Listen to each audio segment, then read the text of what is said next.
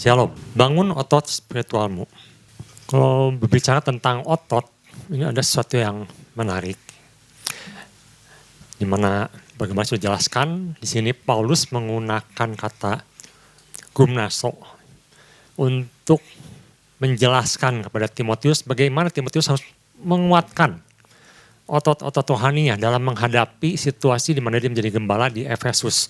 Begitu banyak tantangan, begitu banyak pengajaran yang menyerang, yang sesat, dan juga kita mendapatkan bahwa ternyata ada orang-orang percaya yang gugur, bisa gugur. Karena kenapa? Karena otot rohaninya tidak kuat. Nah, saya sendiri bukan seorang praktisi yang suka nge-gym, tapi saya cukup rajin, cukup meneliti juga, cukup tertarik juga dengan hal-hal yang berurusan dengan hal otot ini. Sekarang sedang menjamur, khususnya di kota besar. Bagaimana sudah dijelaskan, di mana-mana orang buka tempat nge-gym. Bahkan sekarang tempatnya mulai lebih spesifik, bukan di mall, tapi di ruko-ruko. Bahkan katanya sekarang sudah mulai ada tempat yang khusus, private, untuk nge-gym secara pribadi atau kelompok yang lebih kecil lagi. Jadi rupanya suatu yang baik sebenarnya. Dan di mana rakyat Indonesia sudah mulai lebih mengerti tentang kesehatan, tentang bagaimana membentuk otot untuk kekuatan. Nah, masalahnya, mengapa orang nge-gym atau melatih ototnya? Apakah untuk mendapatkan bentuk tubuh yang lebih baik, atau untuk supaya badannya lebih fit, atau yang kita kenal dengan nama fitness, atau untuk membentuk semacam bodybuilder, besar, semua otot dibentuk, atau untuk sesuatu yang spesifik, atlet misalnya. Kalau atlet latihannya lebih spesifik, latihannya lebih spesifik. Apa yang sedang dikejar? Atau hanya untuk sebatas gaya hidup, ikut-ikutan. Karena saya pernah bertemu dengan bapak anak muda, cukup kenal, cukup akrab, suka berkomunikasi, suka bertemu. Mereka tuh pernah waktu itu, sekitar ya mungkin 2-3 tahun yang lalu, belum setenar sekarang, tapi sudah ada tempat-tempat nge-gym. Nah, mereka tuh mulai melakukan bodybuilder, mulai nge-gym. Saya lihat perkembangannya dalam 6 bulan, wah mulai besar badannya, membesar. Mulai berotot. Nah, saya mulai bertanya, apakah mereka akan terus nge-gym dengan hasil yang bagus seperti itu? Ternyata lewat tahun mulai malas. Dan apa yang terjadi hasilnya? Bukannya tambah berotot, malah jadi tambah gembor. Gembor itu jadi tambah gemuk. Tambah gemuk tapi ototnya tidak terbentuk. Nah, jadi sebenarnya apa sih yang Paulus maksudkan untuk Timotius ini? Kalau kita sandingkan dengan perkara rohani, apakah kita juga seperti orang-orang yang hanya ikutan ketika disuruh nge-gym secara rohani, tetapi rupanya hasilnya tidak ada. Ada orang yang nge-gym bertahun-tahun, rajin. Mungkin seminggu bisa 2 kali, 3 kali, tapi tidak kelihatan hasilnya. Dan Paulus juga menuliskan, nanti kita akan lihat. Paulus menuliskan, atau kita lihat sebentar ya, di 1 Timotius, ini sebelum kita masuk ke dalam pembahasan. Kenapa didapatkan orang yang tidak menunjukkan hasil? Walaupun mereka sudah jadi orang percaya, sudah tahu firman, sudah diajarkan firman. 1 Timotius 1, ayat 3-7.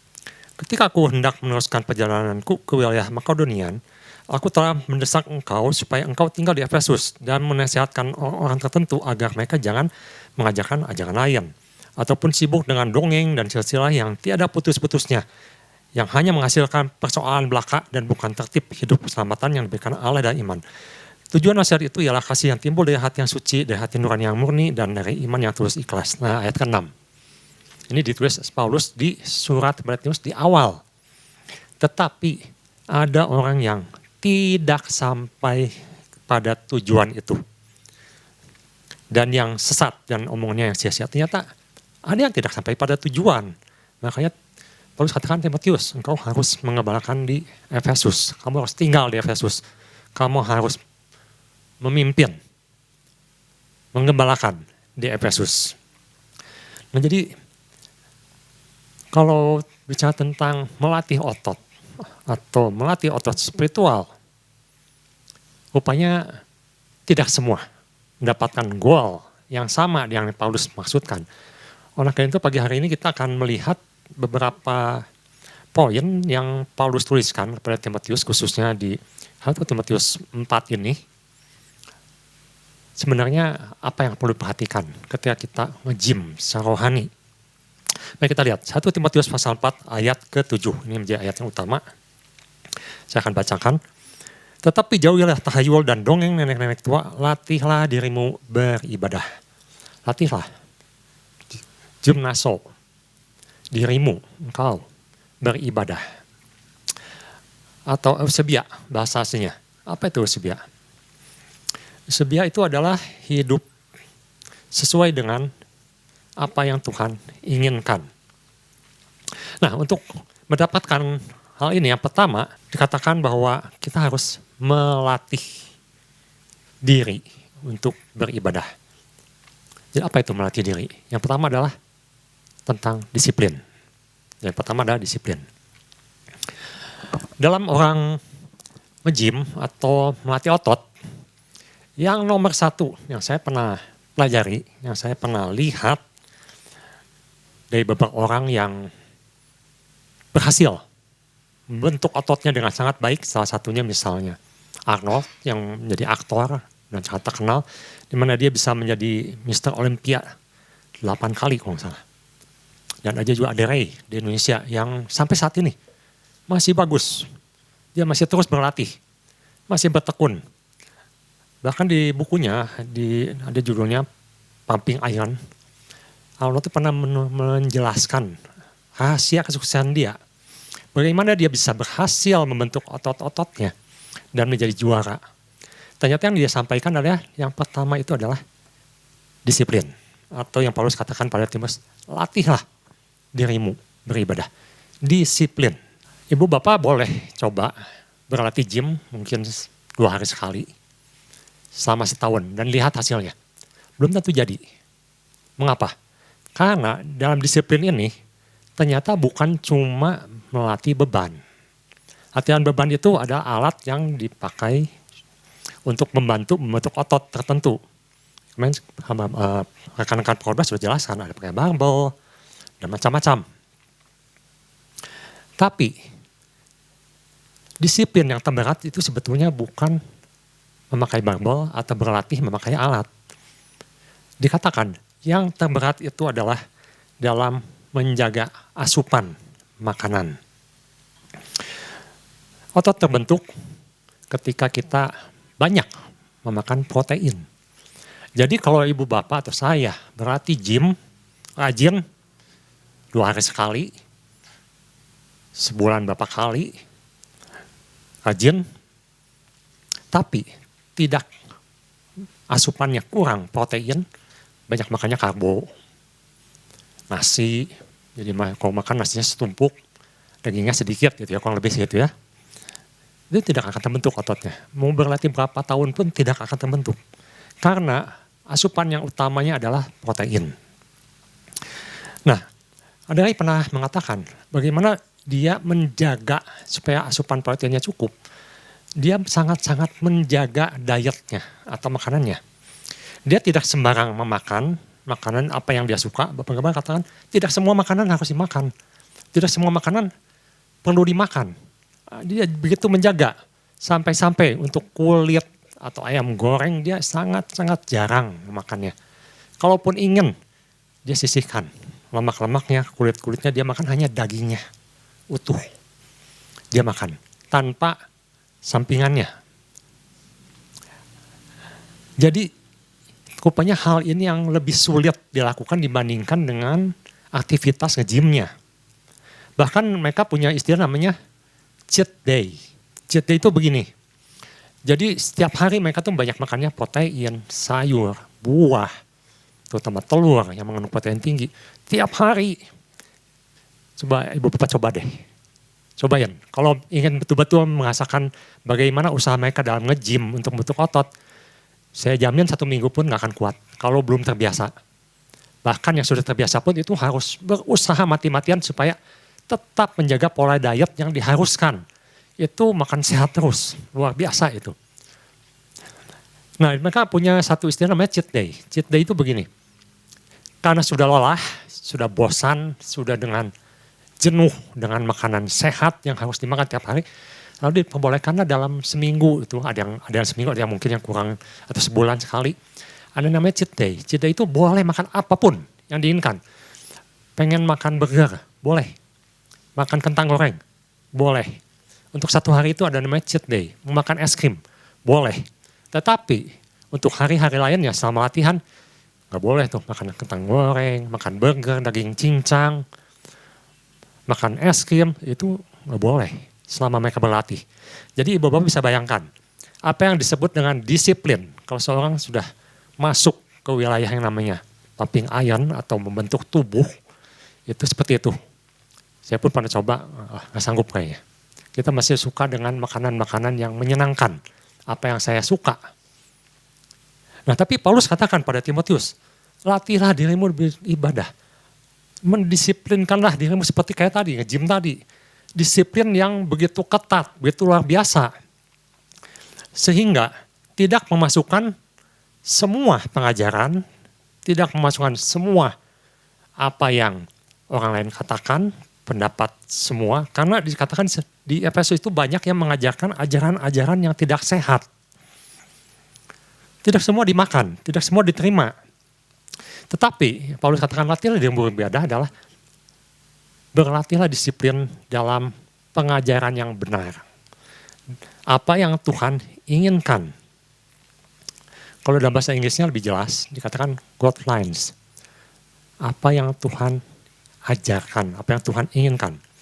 Paulus pernah menuliskan, dia katakan dengan sangat tegas, terkutuklah aku, kalau aku mengabarkan bukan tentang Yesus Kristus. Jadi di luar Yesus Kristus, Paulus katakan, terkutuklah aku, kalau aku mengajarkan hal yang di luar itu. Jadi begitu disiplin. Jadi disiplin itu bukan cuma ikut-ikutan, mengharapkan satu hasil yang baik, tapi tidak melakukan apa yang ditentukan. Kalau dalam gym ya tadi makan diet yang ketat. Nah, kita lihat di Ibrani pasal 12 ayat 1. Karena kita mempunyai banyak saksi, bagaikan awan yang mengelilingi kita, maka kita meninggalkan semua beban dan dosa yang begitu mengentangi kita dan berlomba dengan tekun dalam perlombaan yang diwajibkan bagi kita. Paulus katakan, lakukan dengan tekun. Nah, pakai yang Paulus masukkan ini adalah selalu, setiap hari, setiap saat melakukannya dengan tekun. Nah, kita tahu tadi, kalau kita perhatikan di awal surat Paulus, dikatakan di situ ada orang yang sibuk dengan dongeng-dongeng, silsilah-silsilah, pengajaran-pengajaran yang tidak sesuai. Nah, kita tahu sekarang ya, kalau kita mau disiplin dalam hal pengajaran yang benar, kita harus memilih, harus memilah. Seperti kita makan makanan yang sehat dalam nge-gym. Karena sekarang tuh banyak sekali ajaran-ajaran kita bisa akses dimanapun dengan sangat mudah. Mau di sosmed, di Insta, di WhatsApp. Apalagi kalau WhatsApp kita ada kelompok, pasti orang suka share-share. Itu banyak sekali yang nge-share. Bagaimana kita bisa tahu bahwa ini adalah makanan rohani yang sehat. Ini makanan rohani yang tidak sehat. Bagaimana kita bisa tahu? Nah, Paulus katakan kita harus balik lagi kepada kebenaran firman Tuhan. Pertanyaannya, bagaimana seorang bisa mengerti firman Tuhan, bisa tahu bahwa itu adalah firman Tuhan kalau dia pertama tidak pernah membaca firman Tuhan, kedua tidak pernah merenungkan firman Tuhan, tidak pernah mencari kebenaran firman Tuhan. Kita bersyukur di tempat ini diberikan ada pengajaran, makanan-makanan sehat yang selalu diberikan. Tapi kalau kita sendiri tidak punya disiplin untuk memakan makanan rohani, maka kita tetap tidak akan bisa membedakan mana yang sehat, mana yang tidak. Akhirnya sama seperti orang yang nge-gym setiap hari tapi semua makanan dimakan. Akhirnya ototnya tidak akan pernah jadi, tidak akan pernah terlatih, tidak akan pernah terbentuk. Karena akhirnya bingung sendiri. Nah jadi Paulus katakan yang pertama adalah disiplin, fokus. Fokus pada pengajaran yang benar. Sekarang kalau Ibu Bapak lihat banyak sekali yang dari luar masuk pengajaran-pengajaran yang kita tahu, kalau kita Wahyu dikatakan di akhir zaman akan banyak penyesat-penyesat. Paulus juga katakan di surat-suratnya, penyesat-penyesat yang kelihatannya benar, kelihatannya masuk akal, kelihatannya pengajarannya baik, yang diajarkan adalah suatu kebaikan, tetapi ujungnya menyimpang. Nah, jadi kita harus sangat berhati-hati.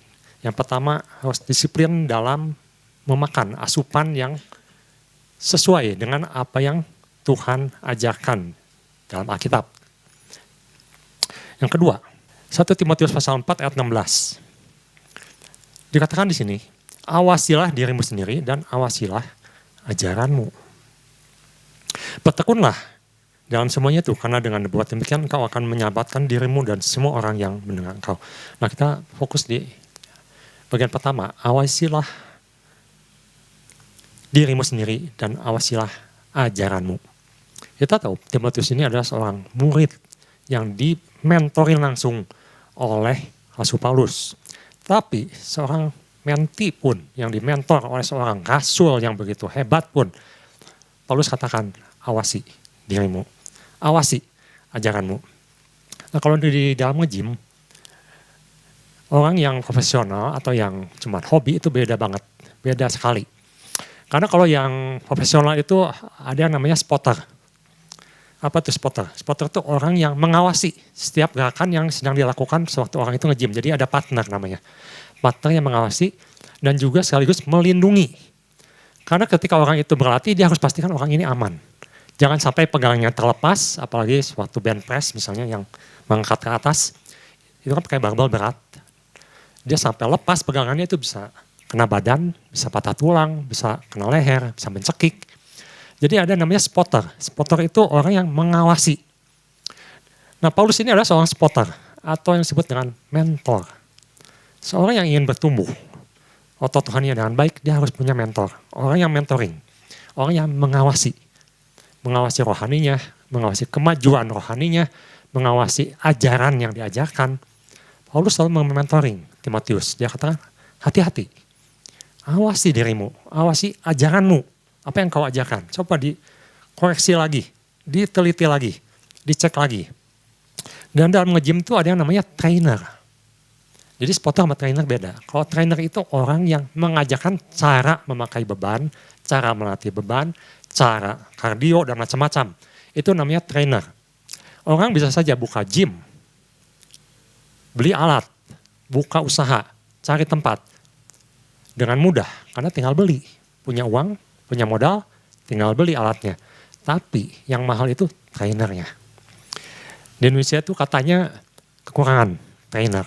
Karena orang yang betul-betul bisa mengerti bagaimana cara membentuk otot itu dengan baik, itu tidak sebanyak tempat nge-gym. Jadi trainer itu lebih mahal dari alatnya. Nah Paulus ini adalah seorang trainer. Dia melatih Timotius, dia melatih Silas, dia melatih pengikut-pengikutnya, dia Asia kecil. Dia punya penatua. Jadi dia adalah seorang trainer. So, trainer ini sangat penting. Saya pernah punya teman, dia bisa punya alat, cukup lengkap alatnya. Dia pernah ajak, Ping, yuk ikutan. Saya punya alat lengkap, tapi dia gak punya teman untuk berlatih. Yuk ikutan, berlatih. Terus dia bilang, tuh lihat, badan saya sekarang mulai bagus. Saya lihat. Nah, cuma yang saya gak jadi, saya lihat dia bilang begini, tapi saya lihat cedera di sini, pahanya cedera. Saya tanya, kenapa cedera? Oh kemarin latihannya salah, gerakannya salah. Nah di situ saya mulai mengevaluasi. Saya bisa beli alat, saya bisa pakai alat, tapi kalau salah caranya, saya akan cedera. Bukan sehat, cedera. Karena waktu berlatih itu orang perlu trainer, perlu orang yang mengarahkan dengan tepat. Bagaimana cara berlatihnya? Bagaimana cara menggunakan alatnya? Nah, Timotius pasal 1 Timotius pasal 4 ayat 1 sampai 3, di sini juga sama. Dikatakan di sini, tetapi roh dengan tegas mengatakan bahwa di waktu-waktu kemudian akan ada orang yang akan murtad, lalu mengikuti roh-roh penyesat dan ajaran setan-setan.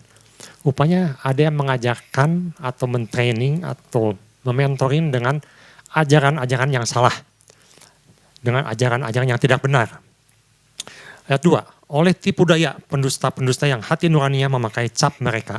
Ayat 3, mereka itu melarang orang kawin, melarang orang makan makanan yang diciptakan Allah, supaya dengan pengucapan syukur dimakan oleh orang yang percaya dan yang telah mengenal kebenaran. Jadi saat itu ada yang mengajarkan dengan cara yang salah, atau mentraining dengan cara yang salah. Kalau dalam nge-gym dengan cara yang salah, cedera. Pasti hasilnya cedera. Bahkan bisa rusak badannya. Nah, dalam rohani juga sama. Rupanya muncul orang-orang yang mengajarkan cara-cara atau pengajaran yang kacau, yang salah. Nah, di sini waktu itu ada ajaran namanya asketis. Asketis itu mengatakan, kita tuh nggak boleh merit. Merit itu dosa, merit itu jahat. Dan mereka bilang, ada makanan-makanan yang tidak boleh dimakan. Makanan ini, dan mereka tambahkan, makanan ini haram, makanan ini nggak boleh minum ini, nggak boleh minum itu. Nah, Paulus katakan, mana ayatnya, mana firmannya? Coba cek lagi, benarkah seperti itu? Apakah Tuhan mengajarkan seperti itu? Bahkan ada yang mengajarkan bahwa ritual itu lebih penting. Nah, tadi di pasalnya awal, pasal 1, bahkan ada yang mengajarkan bahwa mereka harus melakukan seperti Taurat kembali. Nanti kita akan lihat. Mereka akan mengajarkan cara hidup seperti orang Yahudi dengan Tauratnya kembali. Nah, Paulus katakan, coba cek kembali, review kembali, apakah benar sesuai dengan apa yang Tuhan ajarkan seperti itu. Karena banyak orang yang membuat ajaran-ajaran sendiri dengan penafsiran sendiri, dengan penafsiran yang tidak sesuai dengan apa yang Tuhan ajarkan. Jadi yang kedua ini kita harus berjaga-jaga, saling menjaga, saling koreksi. Jadi pertama harus disiplin, kedua harus saling menjaga. Nah, yang ketiga, targetnya apa? Apa targetnya? Kalau saya pelajari, saya perhatikan, nge-gym itu macam-macam. Ada yang ingin show, kalau dia bisa angkat beban berat. Itu namanya powerlifting. Powerlifting itu semakin berat yang dia bisa angkat, semakin hebat.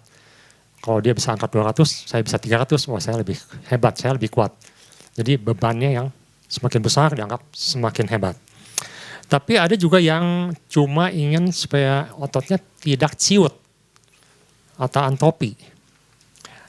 Itu namanya fitness. Tapi ada juga orang yang ingin semua otot tubuhnya terbentuk. Mulai dari otot leher sampai otot kaki, semua terbentuk, semua ototnya. Itu namanya binaragawan atau bodybuilder. Tapi ada juga orang yang melatih bagian-bagian tertentu saja. Misalnya atlet lari, maka yang fokusnya di bagian kaki. Ada orang yang latihannya bertinju, yang pasti otot lengannya harus kuat, otot perutnya harus kuat. Jadi disesuaikan kondisinya.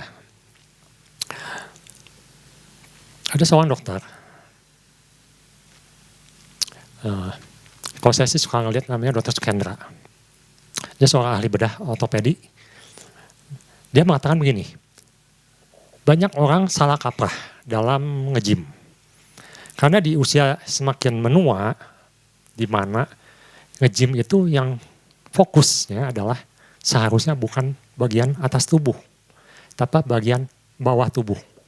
Jadi orang tuh banyaknya memperhatikan tuh bagian atas. Oh, badannya bagus, ototnya bisepnya besar.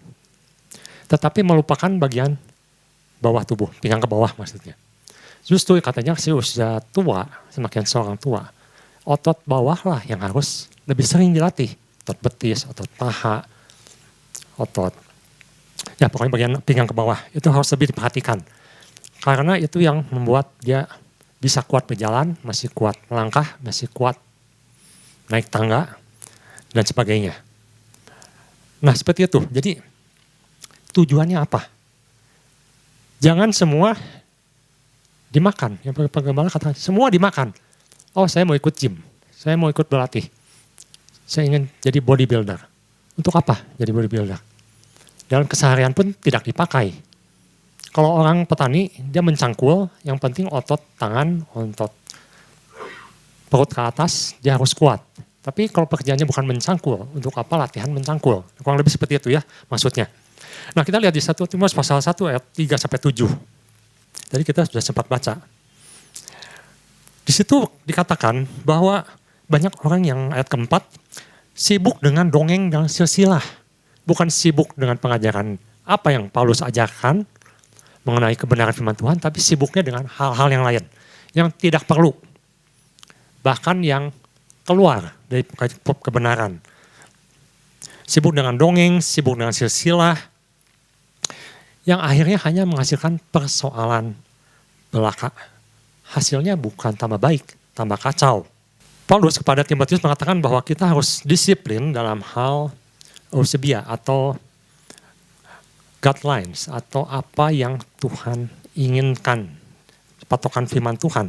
Atau dalam terjemahannya dikatakan hidup yang berorientasi kepada Tuhan. Kalau kita perhatikan semua ajaran sesat, ajaran yang terjadi khususnya di Timotius ini, di surat Timotius ini, itu fokusnya kepada diri sendiri. Jadi umumnya apa yang diajarkan itu adalah untuk kepentingan diri sendiri atau kepentingan kelompok.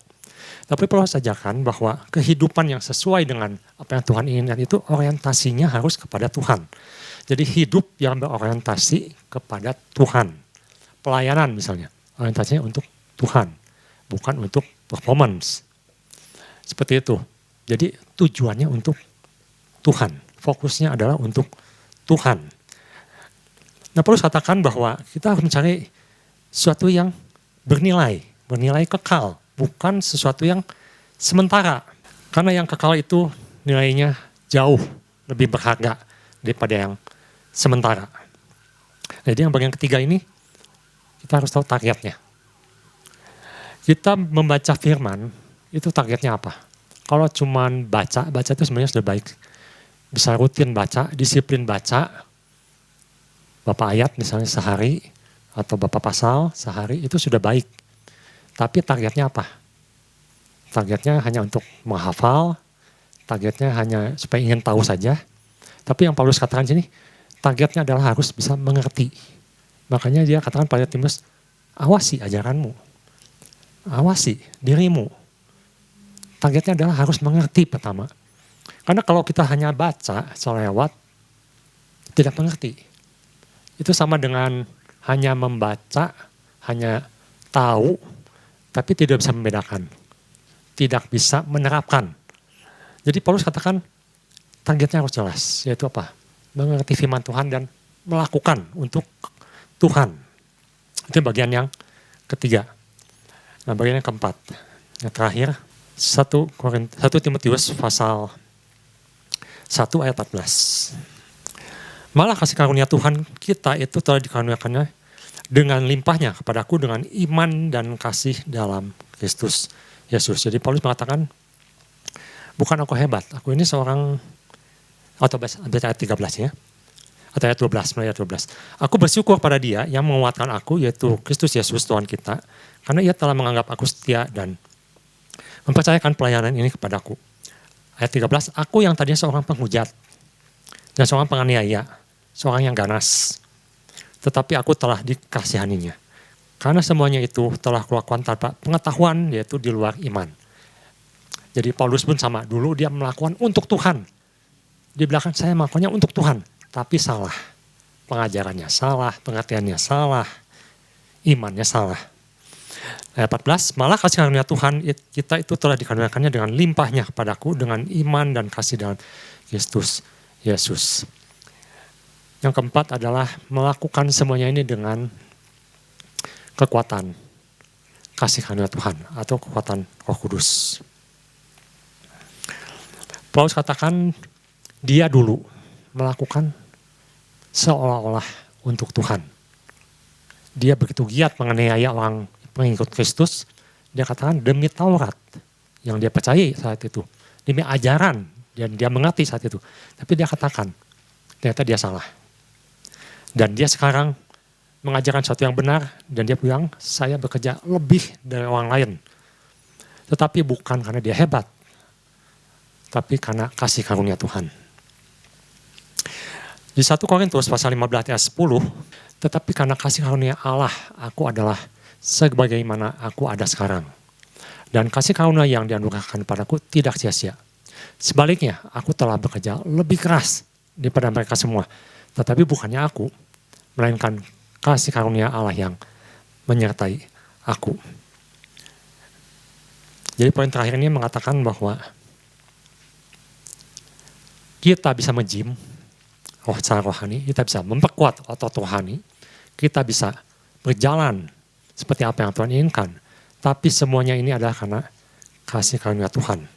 Dan semuanya ini harus dengan bimbingan Roh Kudus. Jadi Paulus mengatakan bahwa otot rohani, otot spiritual tidak akan terbentuk kalau kita tidak disiplin, tidak menjaga diri, makan sembarangan, semua jangan diajarkan, dimakan. Tidak ada targetnya. Tidak ada untuk apa kita melakukannya, tidak mengerti. Dan yang terakhir adalah hanya bisa dilakukan karena anugerah. Nah, Paulus katakan bahwa Timotius harus melakukan semuanya ini karena anugerah Tuhan yang dia katakan sesuai dengan urapan yang diterima Timotius dengan penuh tangan para penatua. Ada ayatnya. Nah, ayat 14. Pasal 4 ayat 14. Jangan lalai dalam menggunakan karunia yang ada padamu, yang telah diberikan kepadamu oleh nubuat, dan dengan penuh tangan sidang penatua. Jadi, Paulus ingatkan lagi kembali, semuanya karena anugerah Tuhan. Bukan karena kita hebat, kita bisa. Tapi ingat, semuanya adalah untuk kemuliaan Tuhan. Targetnya adalah untuk kemuliaan Tuhan. Dan biarlah kita bisa terus memperkuat otot spiritual kita dan semuanya untuk kemuliaan nama Tuhan. Tuhan Yesus memberkati.